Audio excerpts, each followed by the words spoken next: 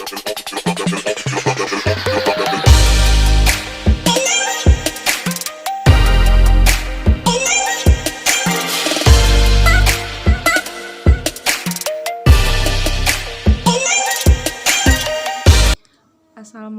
warahmatullahi wabarakatuh. Salam sejahtera untuk kita semua. Perkenalkan, nama saya Selviana. Di sini saya akan menyampaikan sedikit lanjutan materi mengenai ekuitas. Selamat menonton. Oke, yang akan kita bahas pertama yaitu mengenai saham preferen. Saham preferen memiliki beberapa fitur, yaitu yang pertama keistimewaan dalam kaitannya dengan dividen, yaitu mendapat hak atas dividen lebih dulu dibandingkan pemegang saham biasa. Dan dividen untuk saham preferen sifatnya adalah tetap, tergantung pada tingkat bunga yang tertera dalam sertifikat atau dalam saham preferen tersebut. Yang kedua, ketika perusahaan dinyatakan bangkrut atau dilikuidasi, maka aset yang dilikuidasi hasil penjualannya dialokasikan dengan urutan, yaitu yang pertama kreditor, yang kedua pemegang saham preferen, dan yang ketiga pemegang saham biasa. Fitur ketiga yaitu kalau sahamnya jenis convertible, maka perusahaan memiliki hak atau dapat menukarkan saham yang dimiliki menjadi saham biasa. Yang keempat yaitu callable atau dapat dilunasi sebelum tanggal jatuh tempo, atau dengan kata lain dapat mempercepat pelunasan. Dan fitur yang terakhir yaitu tidak ada hak suara. Preference share adalah gabungan atau kombinasi dari saham dan obligasi. Itulah sebabnya dia mempunyai batas waktu dan ada yang dinamakan dengan pelunasan. Akuntansi terkait dengan preference share sama dengan akuntansi penerbitan saham biasa. Contohnya, B Company menerbitkan 100.000 lembar saham preferen dengan nilai nominal $10 per lembarnya. Saham ini dijual pada harga $12 per lembar. Maka untuk pencatatan jurnalnya pada saat saham preferen yaitu cash di debit $120, share capital preferen di kredit $100.000, dan share premium preferen $20.000 di kredit. Selanjutnya kita masuk ke pembahasan mengenai dividen. Dividen juga merupakan bagian dari ekuitas. Dividen merupakan bagian laba yang dibagikan kepada pemegang saham. Dividen merupakan salah satu gain atau return yang diharapkan oleh investor. Permasalahan terkait dividen ini adalah terletak pada seberapa besar jumlah dividen yang akan dibayarkan kepada pemegang saham, yaitu apakah perusahaan akan membayar dividen dalam jumlah besar atau membayar dalam jumlah kecil atau bahkan sama sekali tidak membayar atau alias menunda pembayaran dividen. Untuk penentuan jumlah dividen yang akan dibagikan kepada pemegang saham, maka dibuatlah kebijakan dividen. Kebijakan dividen adalah seberapa besar dividen yang akan dibayarkan oleh perusahaan kepada pemegang saham dengan mempertimbangkan banyak hal seperti tetap membuat mereka puas tetapi juga memiliki dana cadangan. Faktor dalam penetapan kebijakan dividen yang pertama, agreement with creditor, yaitu perusahaan tidak bisa asal-asalan dalam pembayaran dividen karena terikat kesepakatan dengan kreditor. Kewajiban perusahaan kepada kreditor adalah pembayaran bunga secara periodik. Kalau perusahaan membayar dividen dalam jumlah yang terlalu besar, dikhawatirkan terjadi masalah dalam pelunasi hutang atau pembayaran bunga kepada kreditor. Itulah sebabnya perusahaan tidak bisa mengalokasikan semua laba yang diperoleh untuk membayar dividen secara besar-besaran. Yang kedua yaitu kewajiban perusahaan dalam pembagian dividen. Pembayaran dividen adalah suatu kewajiban bagi perusahaan kepada pemegang saham. Oleh karena itu, untuk memenuhi kewajiban tersebut, maka perusahaan harus mempertimbangkan bahwa setiap tahun perusahaan harus dapat membayarkan dividen. Yang ketiga yaitu kesempatan untuk perusahaan tumbuh. Menjadi salah satu pertimbangan karena jika ada peluang perusahaan tumbuh dan membutuhkan dana, contohnya seperti ekspansi atau perluasan yang memerlukan dana, maka di tahun ini retainer ini menjadi dana internal sebagai dana untuk perusahaan dapat bertumbuh, sehingga perusahaan bisa saja menunda pembayaran dividen. Tak juga dibayar tapi dalam jumlah yang tidak terlalu besar atau jumlah yang relatif kecil. Karena perusahaan ingin mengalokasikan laba yang diperoleh sebagai dana internal untuk melakukan ekspansi. Yang keempat yaitu mempertahankan rasio pembayaran dividen yang agar tidak berfluktuasi.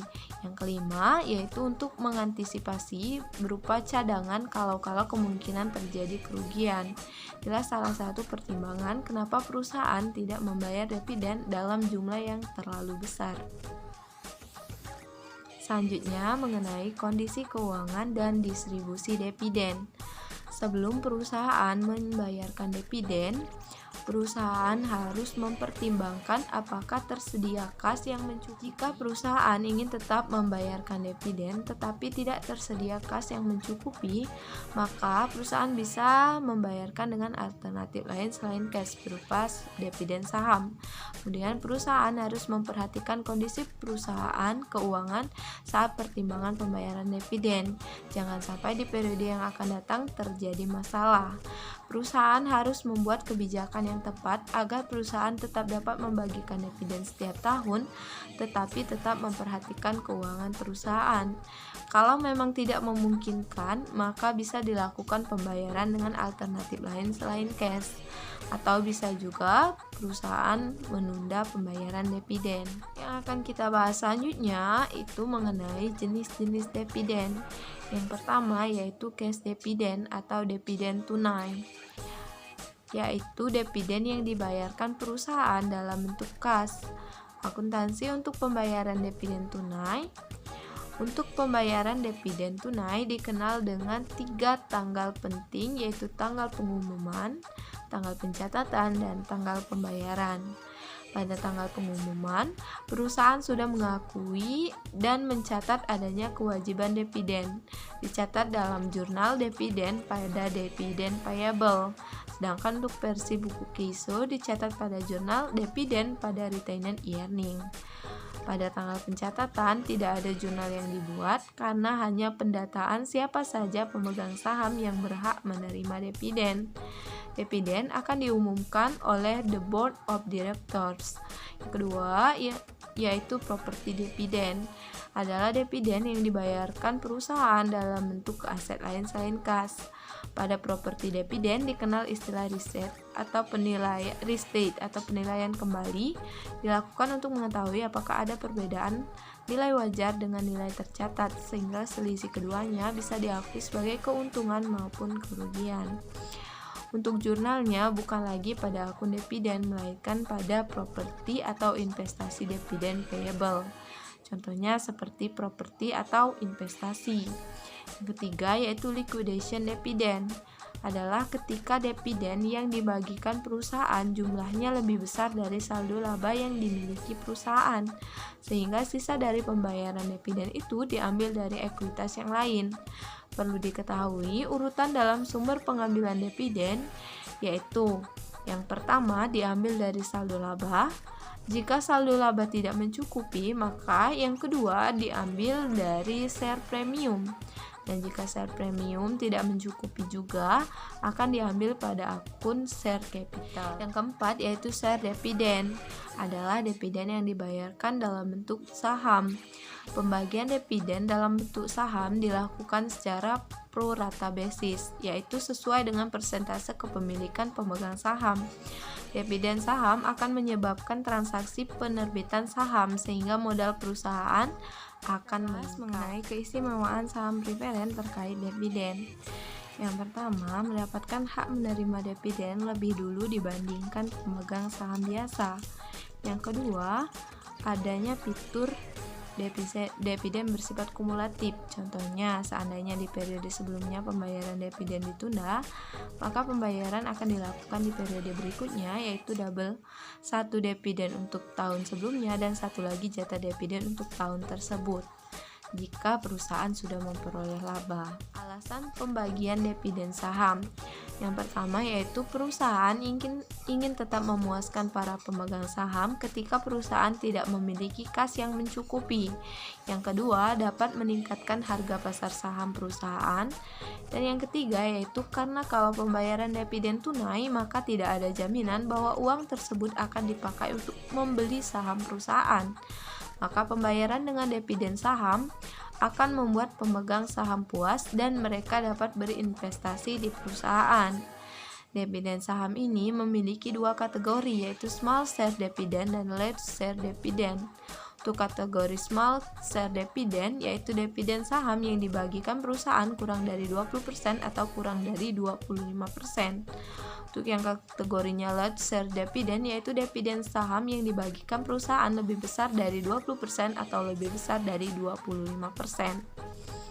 Perlu diketahui bahwa cash dividend, property dividend, dan liquidation dividend akan menjadikan total ekuitas perusahaan turun, sedangkan dividen share akan menjadikan total ekuitas perusahaan tetap. Alasannya karena ketiga kategori dividen sebelumnya pada tanggal pengumuman mendebit retained earning, artinya ekuitas juga akan berkurang, sedangkan share dividend akan membuat jumlah saham beredar perusahaan meningkat, sehingga menyebabkan ekuitas perusahaan tetap. Mungkin sudah dulu untuk video kali ini. Saya minta maaf kalau ada salah kata dan penyampaian. Terima kasih telah menonton video ini sampai selesai. Sampai jumpa di lain kesempatan. Terima kasih dan saya undur diri. Wassalamualaikum warahmatullahi wabarakatuh.